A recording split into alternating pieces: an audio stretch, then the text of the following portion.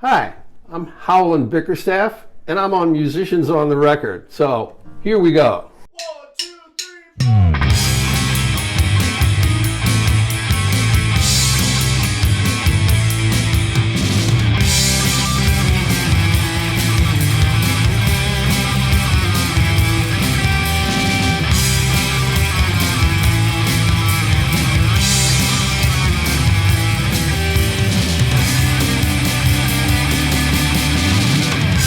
This is huge, musicians on the record. Bring it on. I've experimented with Gibson.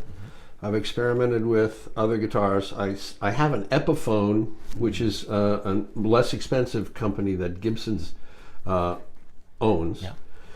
And I have an Epiphone Les Paul and an Epiphone, what they call a 339, which is a smaller version of the semi-hollow guitars that a lot of people play. Okay. And they're very nice guitars, but there's just something about the Fender with that, bolt-on neck with that. It's just such a basic guitar. And one of the first guitars I owned was what's called a Hagström 3, which is a Swedish copy of a Stratocaster. Okay. And that got stolen. Oh no. And this was in 1965, 66, I think. And I ended up, with the insurance money, getting a Fender Stratocaster. Whoa. And it was the three-tone Sunburst with a rosewood fingerboard. Beautiful guitar. And I had that for quite some time, and that got stolen. Jeez. Also had a Martin D28, which was their rosewood dreadnought shape. It's a beautiful guitar.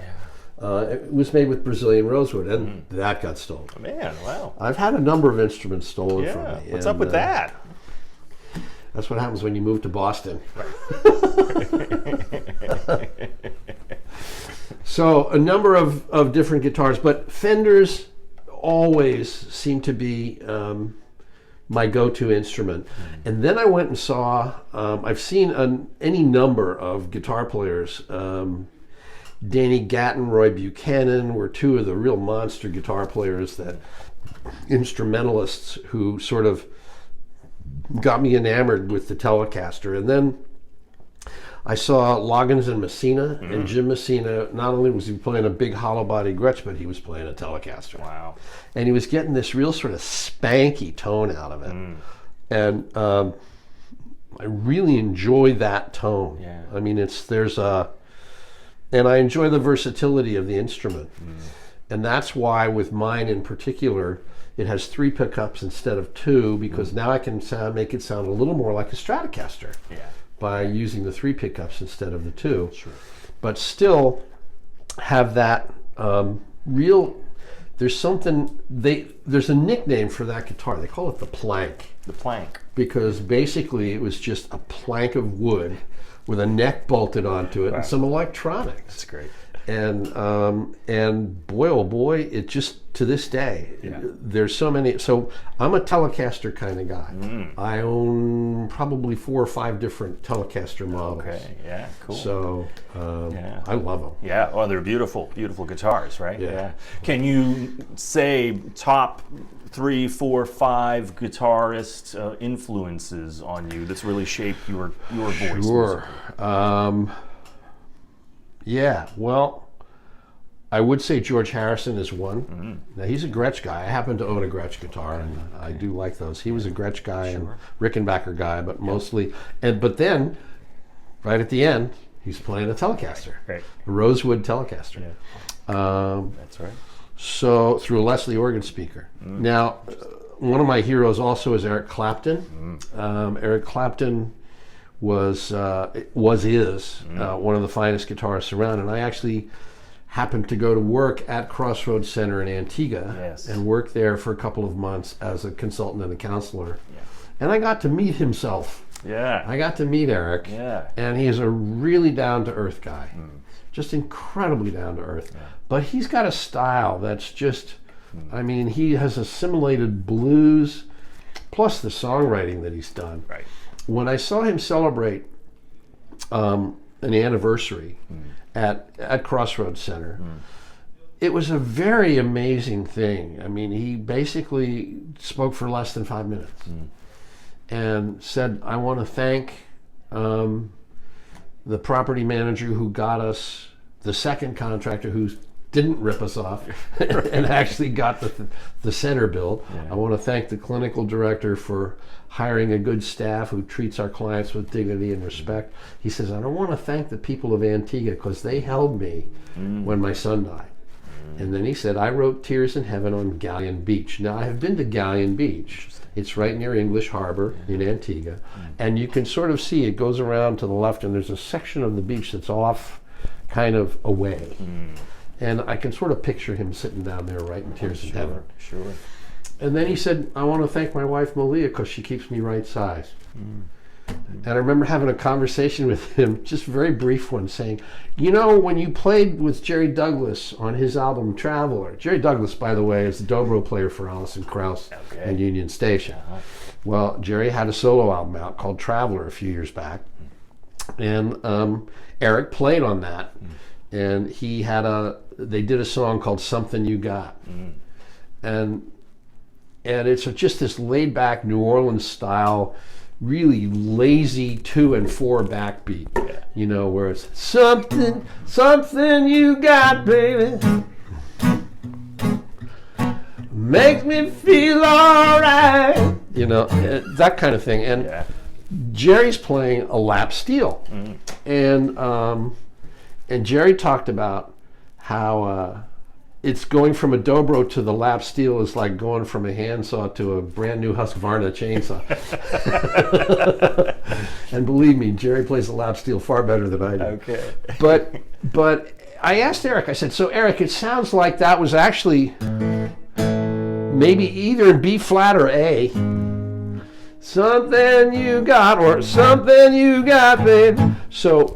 And I said, so it sounds like it might have been in B flat because there are horns on it, and that's an easier key for horn players. So I was just wondering, you know, do you remember? And he looks at me and he goes, I don't remember. He says, I play with so many people, and that was a fun time. But I honestly don't remember what key we played it in. They let it go right after they do it, right? Done it, finished, on to the next, right? Right. So Eric is an influence. I liked Jeff Beck's stuff, but he was just way beyond anything that I could. Most people, right? He's way beyond most people. Yeah. Phenomenal guy. Yes. Another guy who's playing I really appreciate is rather obscure to a lot of people, but his name is Stuart Smith. And Stuart is that other person who played with the Eagles after Don Felder was gone. Tall, skinny guy. If you look in the movies, he's a tall, thin guy over on the far right, playing all those licks and doing them absolutely perfect. Wow. But he also played on Rodney Crowell's stuff. And Rodney Crowell wrote a song about suicide called We Want Everything, and Stewart plays some really haunting Telecaster on the back end of that song. Wow. And he also plays some really fancy licks on another song on that album called Blonde Ambition, which goes, I mean, I'll just give you a little flavor of it. Well, she went to the store and she bought herself a bottle and she poured it all over her head. It said wait 20, but she gave it 30 minutes because she wanted it as blonde as it would get. The folks at the diner said she never looked finer. They never have seen her since. She's got a blonde ambition, a blue-eyed vision, with a look that'll get you, make you wonder what just hit you. She's a woman with a mission. She's got a blonde ambition. And then the song just takes off. It's awesome. And there's a great part by Stuart Smith on there with some wah-wah and some other stuff. And he just blazes on guitar. That's great. That's great. So amazing. Yeah, it's really, really good player. So there's a guy named Chris Casella who played in Nashville a lot, and I like his playing. He's sort of like a locally Sean Mencher. You might know who Sean Mencher is, the Sean Mencher combo. Sean is really famous for rockabilly stuff around here and some really good jazz stuff. Really good player. And his band locally is called the Sean Mencher Combo. And And Chris Casella was in Nashville for a long time and played a lot on Broadway in Nashville at some of those clubs. Wow. And now he's moved to Chicago, but he's also doing demo stuff at the NAMM show. Oh, very cool. Playing some Gretsch guitars. Is that right? Wow. Yes. Amazing. So, yep. Have to look him up next time we go there. And he was down at the Chet Festival in Nashville, the Chet Atkins Festival, playing a couple of Chet's older guitars and just holding like with reverence. Yes, right. The Chet Atkins model guitars. Right. So Chris is really good. There's a number of other guitar players. Not so much Led Zeppelin stuff, although Jimmy Page is a really good guitar player. I mean, I can actually do that from Whole Lotta Love, the break. Yeah. I can actually play that break. The whole break, right? Wow. Yeah. So You have a theremin? Is that what you're saying? Right? but I actually get most of that right. Wow. And I've seen because I've heard that when Jimmy plays it live in concert, he doesn't always get it. Well, right. So, yeah. So anyway, Yeah. I usually get it. So that's kind of cool. Yeah, it's it's nice very to know. cool. Ooh, Right. I actually can sometimes pull that off. That's right. So, and I love Little Feat. Yeah. Little Feat's one of my favorite amazing. bands of all time. Amazing. And Paul Barrere did a song by Alan Toussaint. He was a New Orleans songwriter. Yeah. Sunrise, sunset, since the beginning, it hasn't changed yet. People fly high, begin to lose sight, but you can't see very clearly when you're in flight. It's high time that you found the same people you misuse on your way up. You might meet up on your way down. And Paul Barrere has a beautiful solo in that.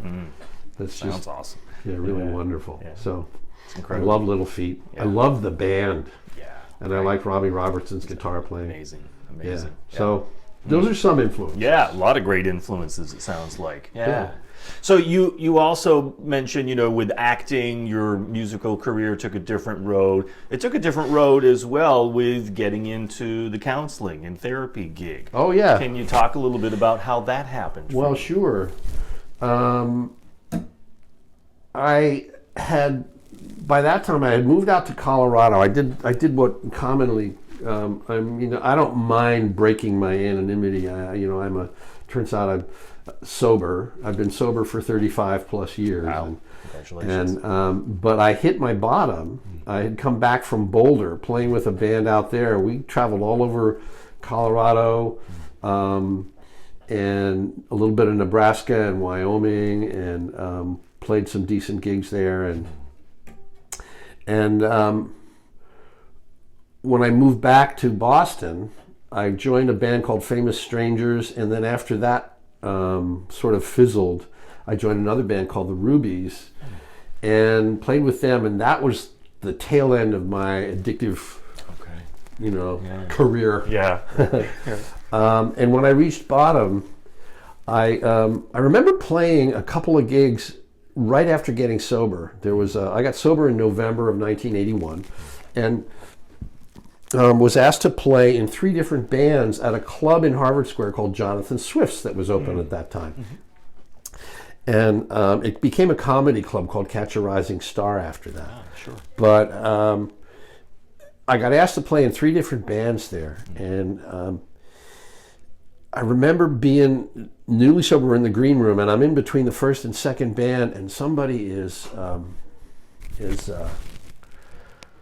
telling some sort of joke, and I'm tuning up the guitar, getting ready to go back on, and I'm just laughing at the top of my lungs, and I reach over and I automatically grab a beer, and it's like, so I stopped playing for a while. And I ended up working at a music store Worked at Daddy's Music Store, which was across from Berklee College of Music. Okay. Ended up working there for a few years. Became one of their top guitar salesmen. And I didn't touch a musical instrument for several years. But then back in, so in '81 I got sober. I sold all my instruments. Didn't go into nightclubs after doing that Christmas party. And then somewhere along the way, working for the music store again, because I sold cars for a while and just was not, I wasn't happy. But, early sobriety is crazy anyway. You're just nuts. And so then I heard that this music store was going to open a branch in Boston. And so I just kept pestering them and saying, when do I start? And they finally said, well, you're starting on X date. And I became the assistant manager of that store eventually, and started playing a little bit again. You needed a break, though, for your own health, for your own recovery. Oh, yeah. And to be out of the nightclub kind of environment. Yeah. And that was for a good 6 or 7 years. Yeah, wow. And then moved up to Maine after a second divorce in 1988, and worked in a pawn shop. And actually bought a guitar or two. They have those there, I heard. They have those right? there, yes. And started playing again. Just started messing around and finding people to play with, and ended up rejuvenating it. Yes. And getting back into it. And wow, I don't know, on again, off again with various bands,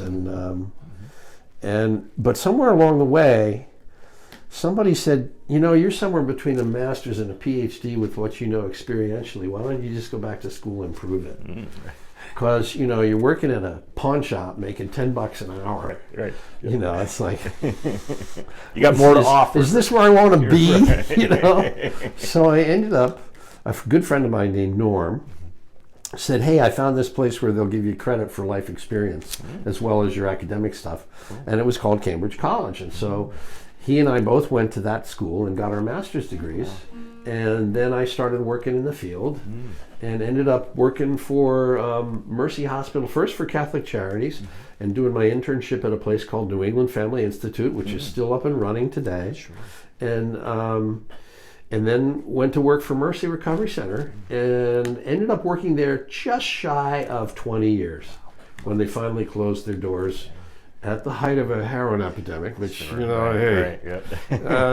the wisest decision maybe, but it was what it was. That's right. But all along that, I just kept nurturing the music more and more and more and more. It sounds like after you had that break, when you got back to it, it really was power of some healing in your recovery with the music. Very much so. Yeah. Very healing. I think music goes beyond, it just goes beyond all the verbal editing. Yeah. And that's what I like about it. I mean, I literally used a portion, I'm only going to do a portion, okay? Copyright stuff. Copyright stuff. Yeah. But there's a song off of Elton John's Tumbleweed Connection album, 1971. And it's called Love Song, and it was written by one of his backing vocalists. And the chorus runs a little like, love is the opening door, love is what we came here for. So I mean, playing some of that stuff in actually working with people in therapy gets past the verbal editing. And you can watch them. Or to be able to play other stuff, literally play some music for them. Jude Johnstone, who's a songwriter in Maine, wrote a song called Wounded Heart that Bonnie Raitt covered. Wounded heart, I cannot save you from yourself. Though I wanted to be brave, it never helps. But your trouble's like a fire raging through your veins. No amount of love's enough to end the pain. I mean, just, all those things that get past the verbal stuff musically to help people heal. Absolutely. And so, and it heals me because that's, I read a book called This Is Your Brain on Music. I don't know if you've... I haven't. No, it sounds great. It's a little dry, and so for some people, they get partway into it, or 2/3 of the way, and they go, I really want to finish the book, but he's going into the technical stuff, and it's just like... But one of the things that I like that he says is, when a musician sits down and picks up their instrument to play, the whole brain lights up like a Christmas tree. So both hemispheres are aligned. and you're literally, everything is working in here. Your memory's working, your literal physical memory is working, cell memory is going at it. You can access, it's my understanding that musicians can access memory as a result of that. So they may appear smarter than other people because they just remember stuff, but you can access it from different file tabs in your brain. And so being musical like that, you can just, somebody says, hey, can you play Midnight Hour,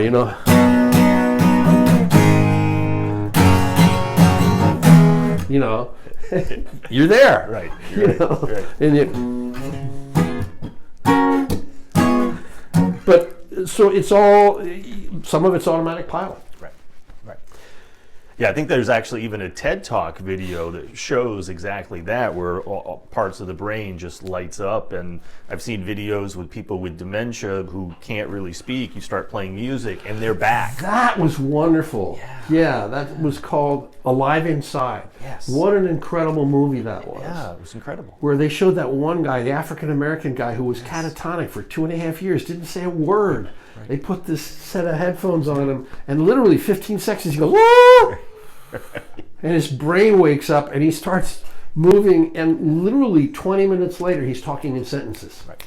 Saying, I used to be a dancer, I did this, I did that, here's a picture of me with spats and a zoot suit, and look at this, and he's alive. Right. All of a sudden he's alive because music just, boom, Right. just woke it up. Yeah, and it must go more than just the brain chemistry stuff somehow inside the heart, inside the soul, whatever is that's all about. It's pretty incredible. But a lot of healing, it sounds like, happened for you with a lot of healing, and I think a lot of people talk about doing soul work, because when we heal, the soul gets wounded, I think. And when we heal our trauma, especially, music is one of those pieces that just so helpful to do the soul healing. Absolutely. So yeah. What a great combo. It's fantastic. Yeah. Thank you, because I have, a way to heal myself. That's right. That's right.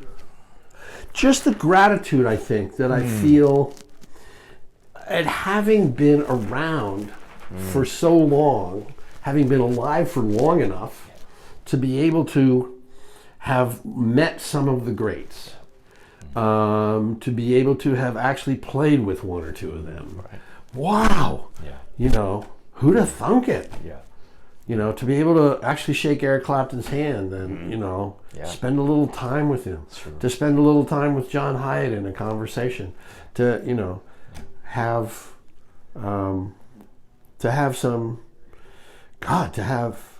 that much experience, all tied up, related to music. I can't begin to talk about the gratitude that I feel. It's a lot on that gratitude list, it sounds like. A lot. Yeah.